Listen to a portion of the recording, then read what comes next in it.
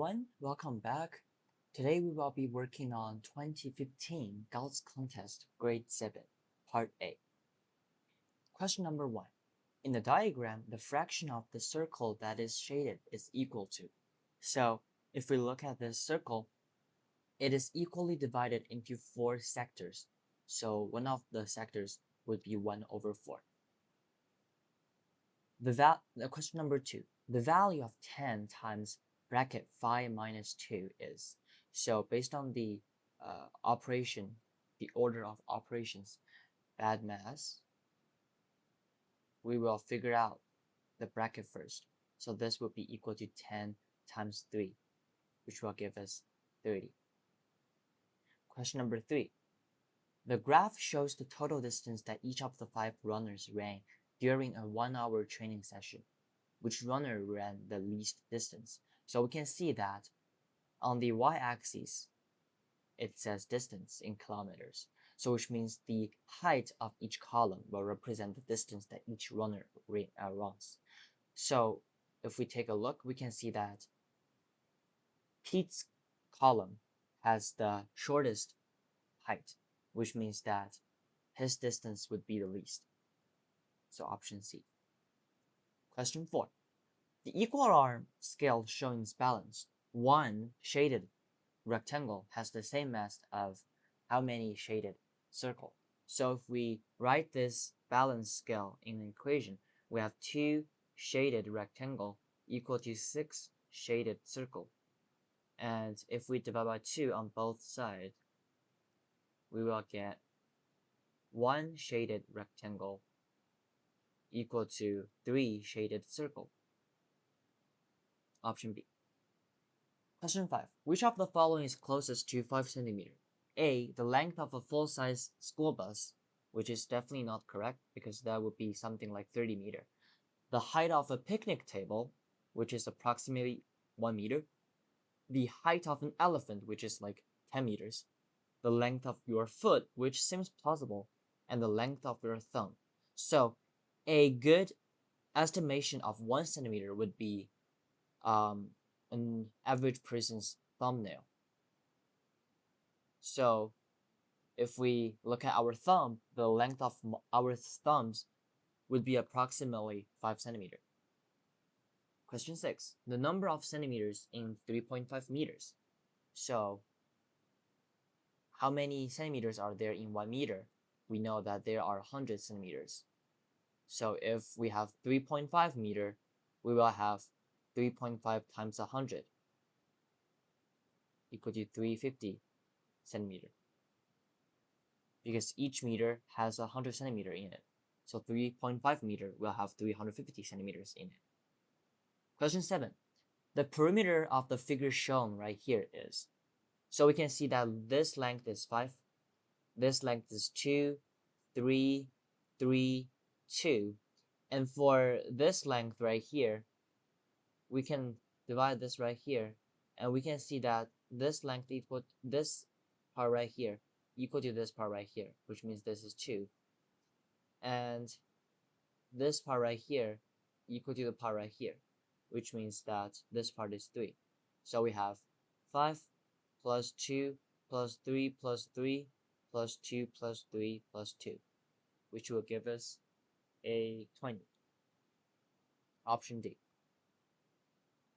Question number 8. Hannah scored 312 points during the basketball season. If her average mean was 13 points per game, how many games did she play? So the mean of a set of data times the total amounts of entities that are in the data set equals to the total amount, the sum, I would say, the sum of all the data. So if we look at this specific example, the sum of data would be 312 points, which is equal to the mean, which is 13 times the total numbers of games, which is the total numbers of entities in this data set. So the number of games that we are looking at would be 312 divided by 13, which is a 24. Option A. Question 9. The number 6 has exactly 4 positive divisors, 1, 2, 3, and 6. How many positive divisors does 20 have? So we have two methods in solving this question. So method number 1 is we can prime factorize 20. So 20 is 2 squared times 5. And how can we utilize this piece of information? So there's actually a theory that says if we have any integer such as 20, which could be prime factorized into some combinations of prime factors. And if we look at the exponent right here, we have a 2 and we have a 1 hidden right here. So if we do something like 2 plus 1 times 1 plus 1, which is 1, if we add 1 to each of the exponents and time them together, we will get 3 times 2 equal to 6. So this would be the number of positive divisors that an integer has.